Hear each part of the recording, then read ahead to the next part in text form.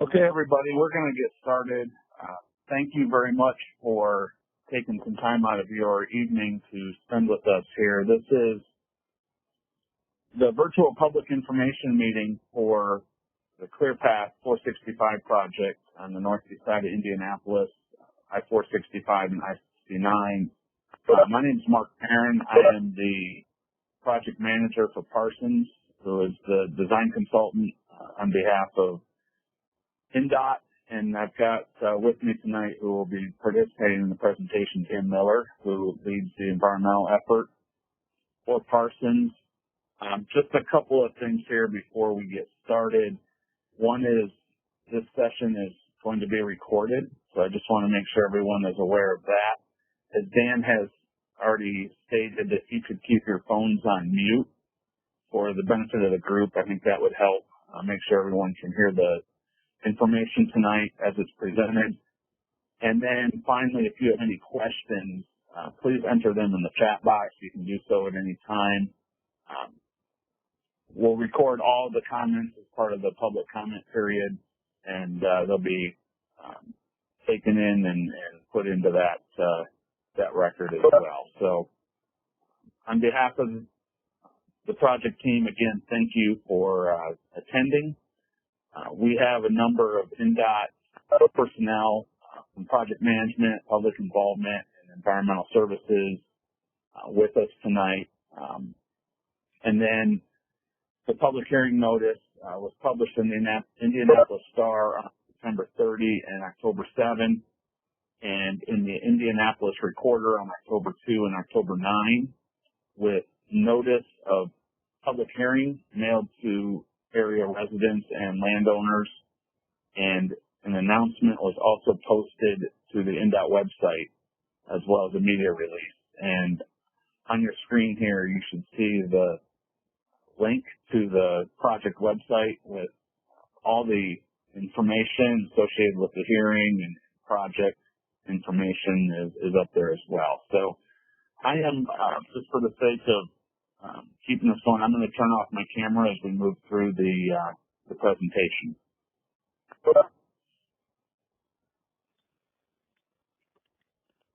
Okay, so just to give a little bit of a background of where we've been and where we are and where we're heading with the environmental process. We've moved through several stages already. We've gone through the project selection. We began the environmental process a couple of years ago by developing the purpose and need and starting the early coordination. This is an environmental assessment, and so we began all the analysis required for that. We've completed preliminary design, and we've prepared the environmental assessment and getting ready to hold the public hearing, which is tomorrow. We'll share a lot more about that here coming up. The environmental assessment document was released for public involvement on September 23rd. And today, obviously, we're having the virtual public information meeting, and tomorrow is the public hearing. And we'll move through the comment period. Again, we'll talk a little bit more about that coming up. And then we'll move to finalize NEPA, and we anticipate this winter receiving the finding of no significant impact, the FONSI, and we'll be moving towards an award on the contract in the fall of 21, with construction beginning late 21 or early 22. So there's been a lot of public involvement on this project to date, and this is part of that, but a lot of information and coordination has already been held between Indiana Department of Transportation, Federal Highway Administration, Indiana Division, IMPO, the Metropolitan Planning Organization, multiple elected and local officials, residents, businesses, schools, emergency services, numerous religious institutions and community organizations throughout the area, as well as transit. And again, the public hearing will be held in person on October 14, which is tomorrow. We're going to have two presentations. One is at 4:30 and one of it sits. PM at Fort Harrison Conference Center. The address is there, and I think everyone should have received a notice for that. It's going to be a very similar presentation to this with just a few tweaks on the dates, since that'll obviously be the public hearing presentation.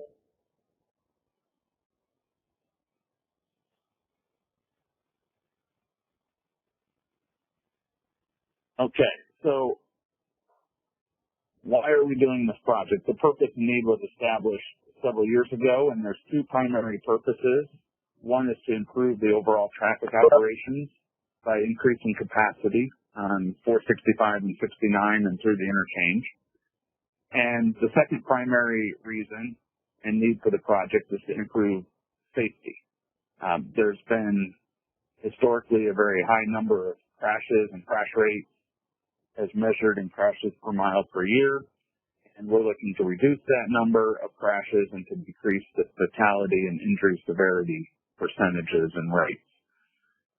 Just a brief overview of the construction that this project will include. We're going to reconstruct I-465 from White River all the way down to Fall Creek Road Bridge, as well as reconstruct I-69 and Binford Boulevard from just south of 75th Street to 86th Street. We're going to modify the 465 I-69 interchange, and there'll be partial ramp reconstruction at Allisonville Road and 82nd in order to tie ramps in and to accommodate the extra lanes on 465 and 69. And then one of the things that's really going to help with capacity is we're adding travel lanes throughout the project on both 465 and 69. This is a map that shows the project area. Again, the project limits on the west end is right there at the east end of the White River Bridge, heading all the way to the east and then to the south, tying in just on the north end of the bridges over Fall Creek. And then this shows from the aerial here just the limits on Binford, which is just south of 75th, all the way up to roughly 86th Street on I-69. So some of you may remember this map. This is a map showing the three alternatives that we looked at as part of our alternative analysis.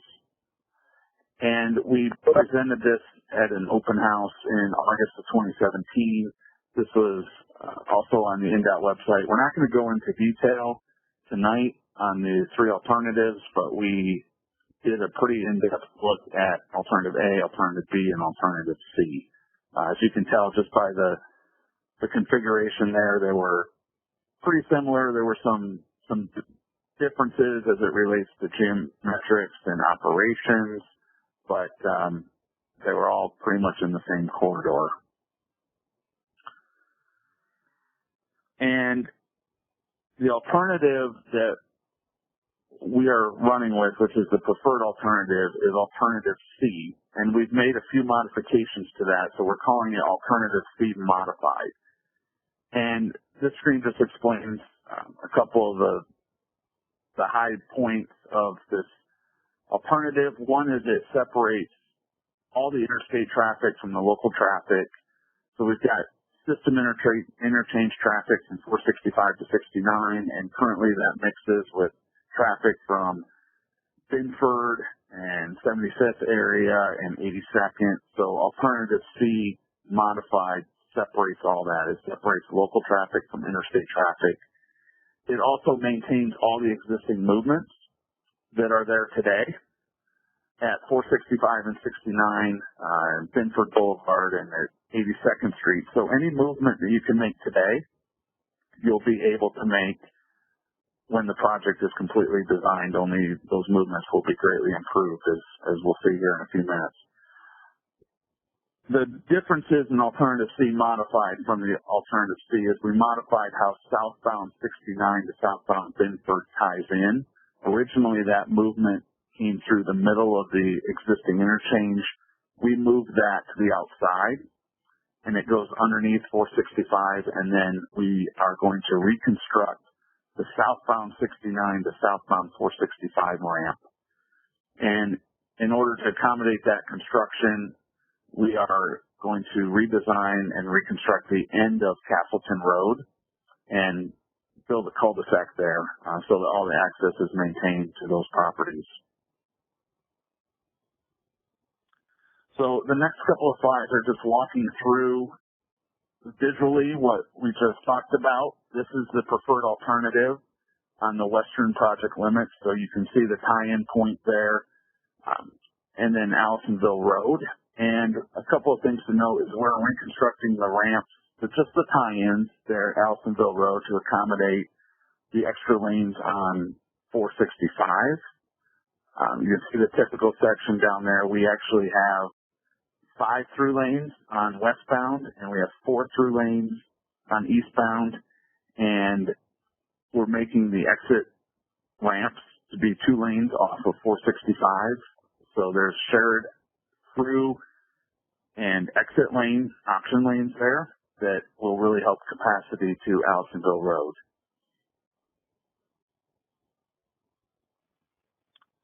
This is an overview of the 465-69 interchange and the modifications that we're making here. We are actually going to spend some time in a few minutes going through each of these movements, but you can see there on the outside, you've got the ramp that goes from 69 and 82nd down to Binford, and we'll walk through this in a little bit more detail, but this is an overview of what the configuration looks like and how this lays out. This shows I-69 on the north end with the 82nd Street interchange. Again, we're going to have 5 lanes at our project limits, 5 lanes northbound, 4 plus an auxiliary lane to 96th Street.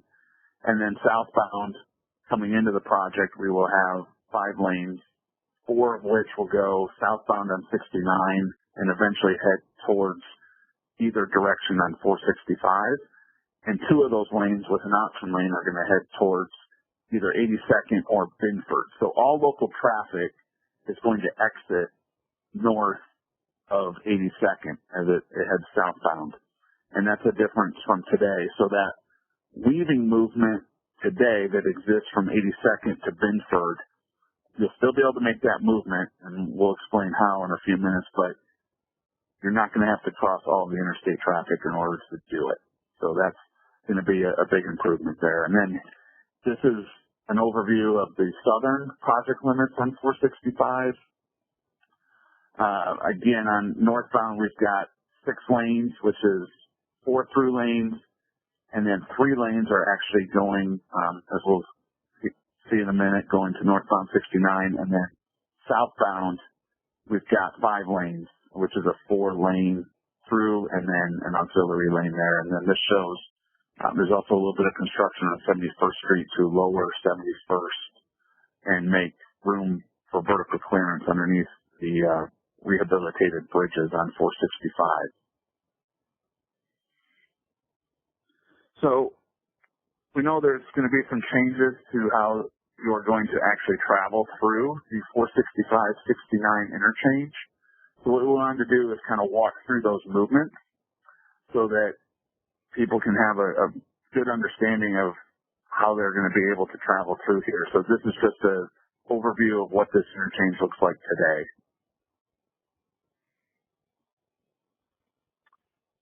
So the first thing to know is I-465 through the interchange is going to be realigned a little bit to the north. And what this allows basically us to add all the movements in, minimize our right-of-way impacts, and then facilitate traffic during construction. So we're going to end up with 4 lanes in each direction with auxiliary lanes. You see some places we've got 5 lanes and 6 lanes. That would relate to either 1 auxiliary lane or 2 auxiliary lanes in each direction.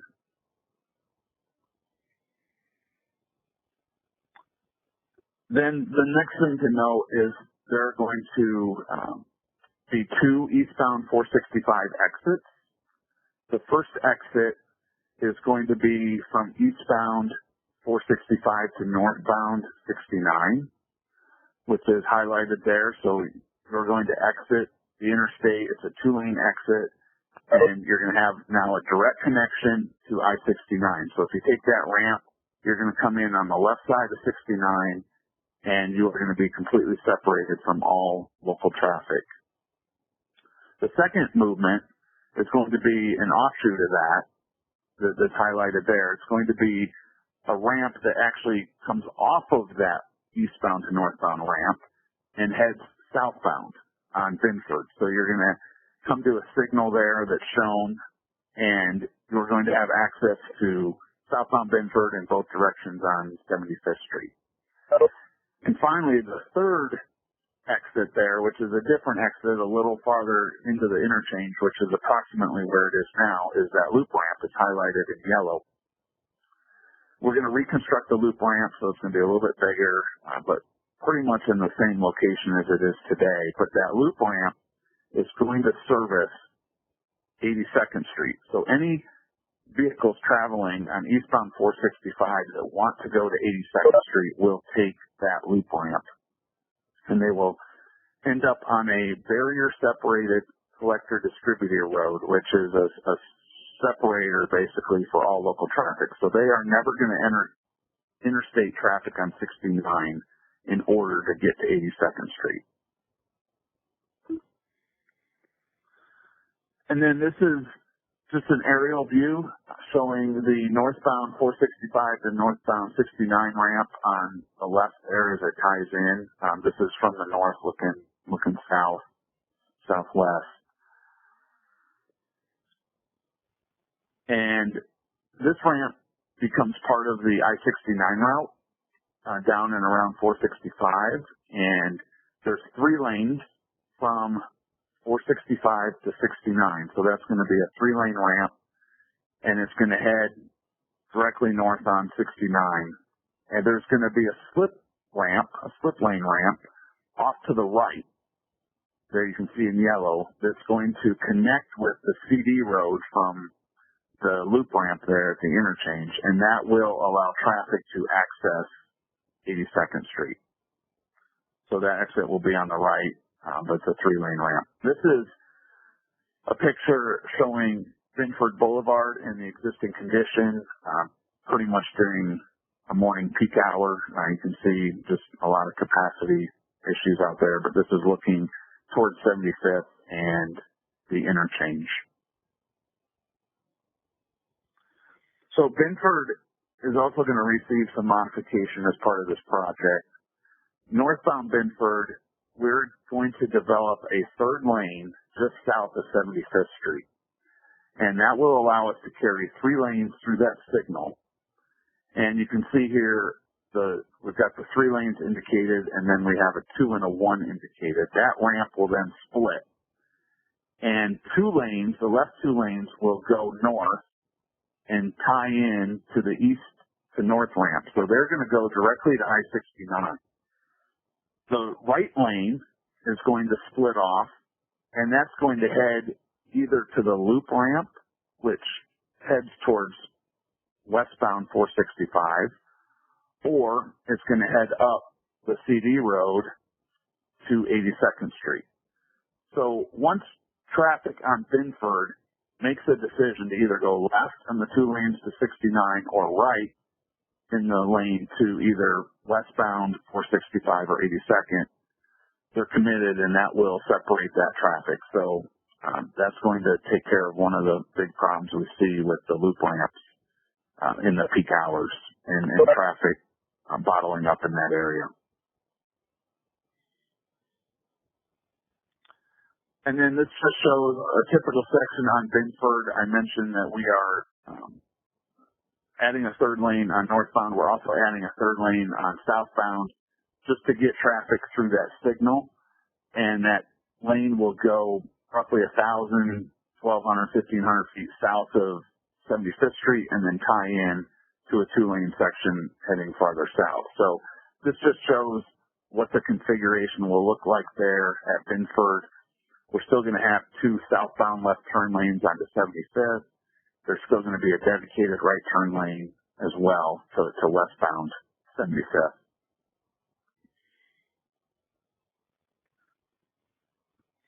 And this is an aerial view of the existing I-69 82nd Street interchange with the ramps and I-69 there. So we're going to see a little bit of difference here on these ramps. The ramps are going to be maintained in their basic existing location, but the ramp from 82nd Street to southbound I-69, or therefore southbound Binford, is actually going to be split.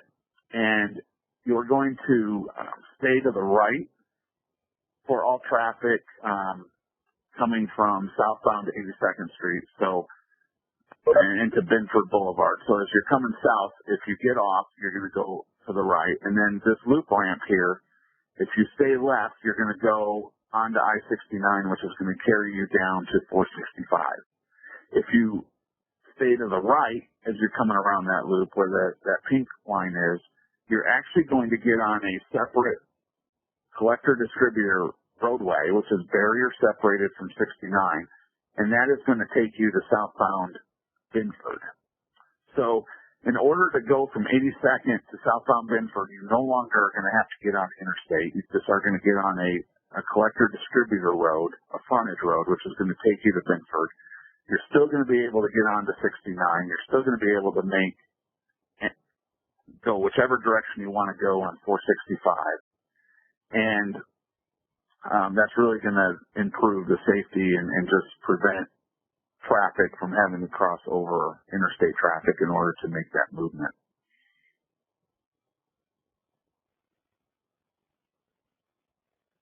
And then this is existing southbound 69 to 465 in Binford. So this is just what it looks like today. Binford, the exit is on the left, and if you want to go either direction on 465, you'll be in the right 3 lanes, and they'll split farther down.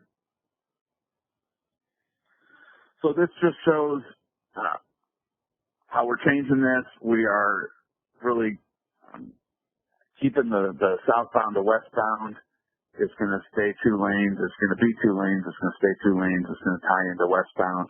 The southbound ramp is going to be 3 lanes, and that's also going to be part of the I-69 route right there that we show that's highlighted.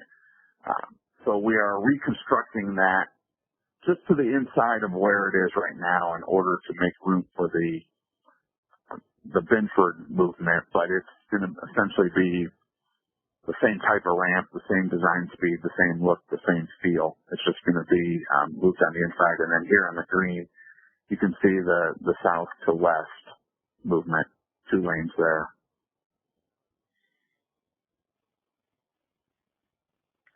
And then this was one of the big changes with the preferred alternative is how we dealt with southbound Binford Boulevard.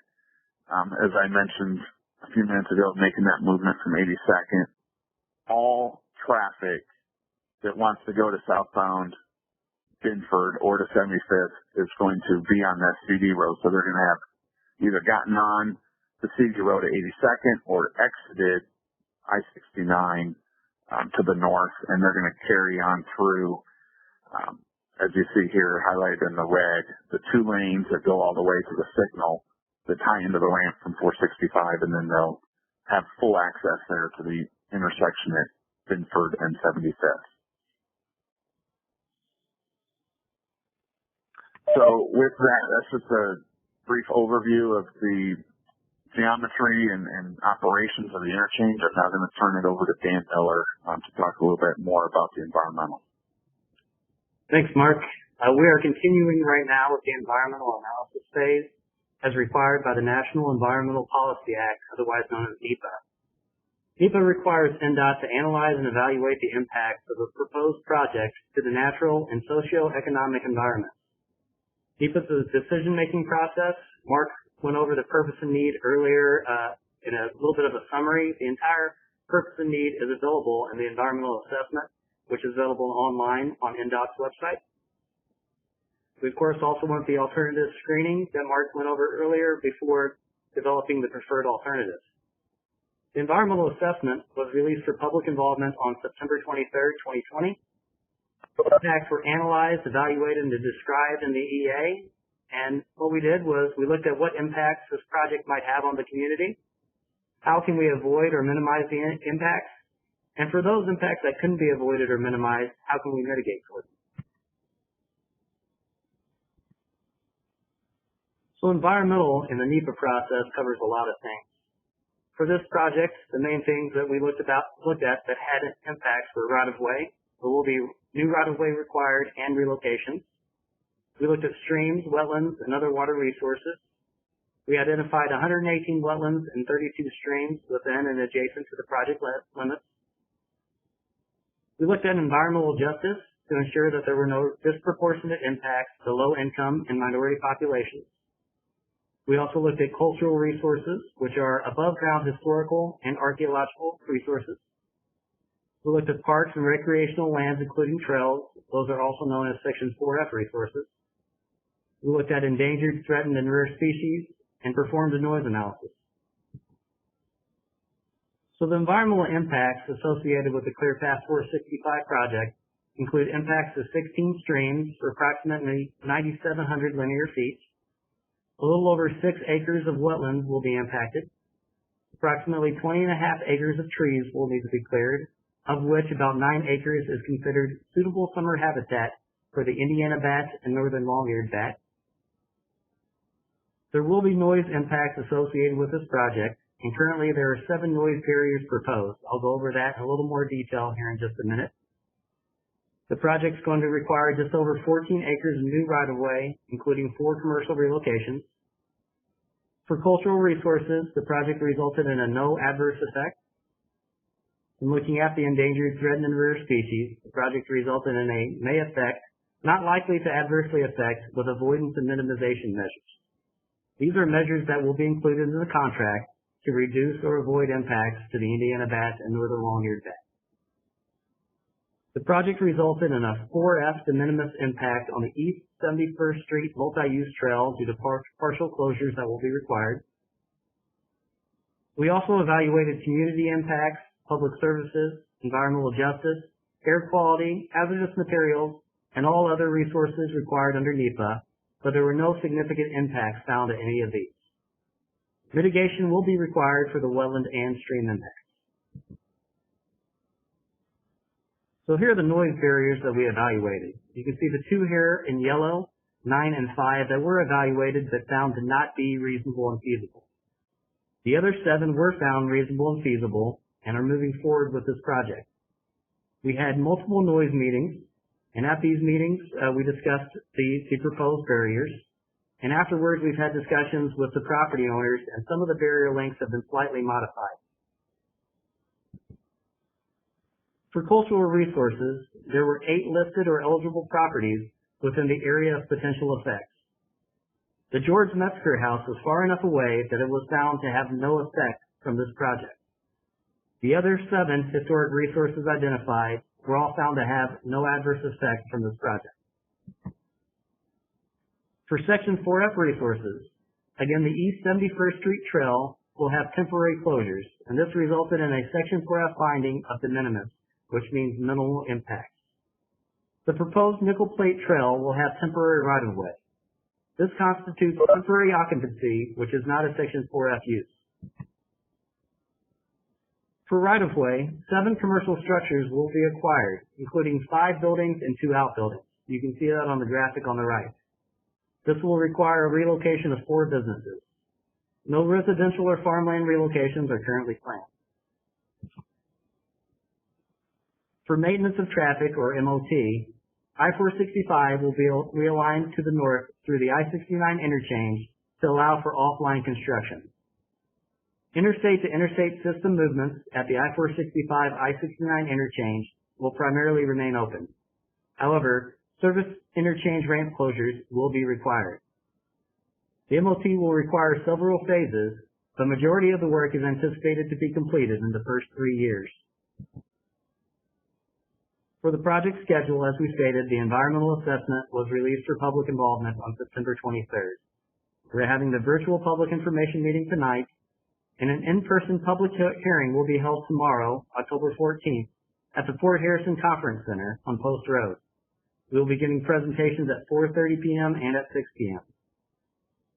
After we finalize the environmental document, we anticipate receiving a finding of no significant impact or a FONSI in the winter of 2020.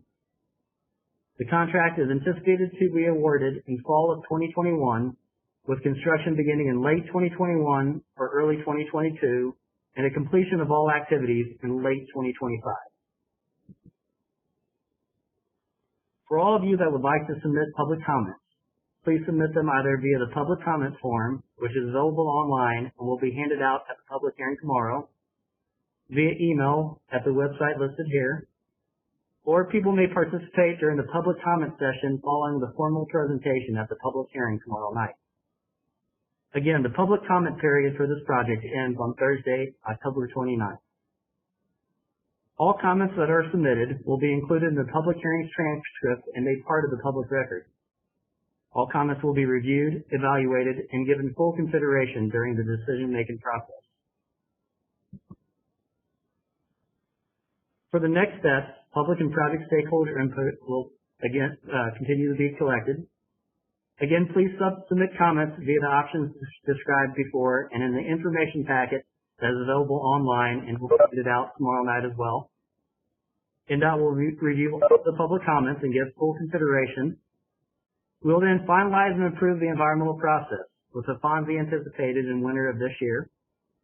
We will then complete the project design. NDOT will communicate their decision with all project stakeholders. We will work through local media, social media outlets, and post a paid legal notice in both of the papers. Project documents will be accessible via the repository, which I'll discuss here in just a second. And if anyone has any questions, please contact the NDOT Next Level Customer Service. So here are the project resource locations. They're available at the project website. They're also available at the NDOT Greenfield District Office, at 2 Indianapolis Public Library locations, the Glendale and Nora locations, which are currently open. And again, if you have questions, you can reach out to the NDOT Next Level Customer Service. If you do, please mention ClearPath 465 project in your comments. We'd like to thank everyone for attending tonight's virtual public information meeting. Again, the public hearing is tomorrow night at Fort Harrison Conference Center, and the public comment period ends Thursday, October 29th.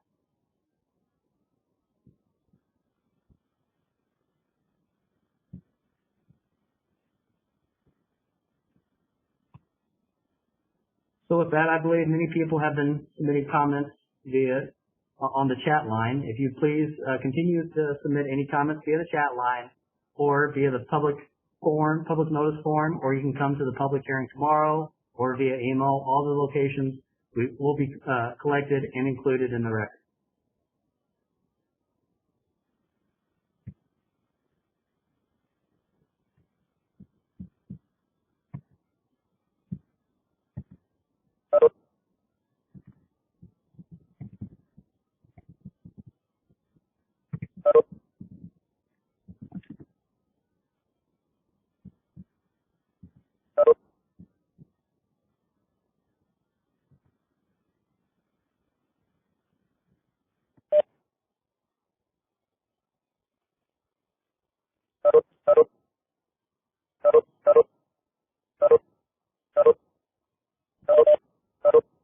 Again, we thank everyone for joining tonight and look forward to seeing those that are able to make it to the official public hearing tomorrow night.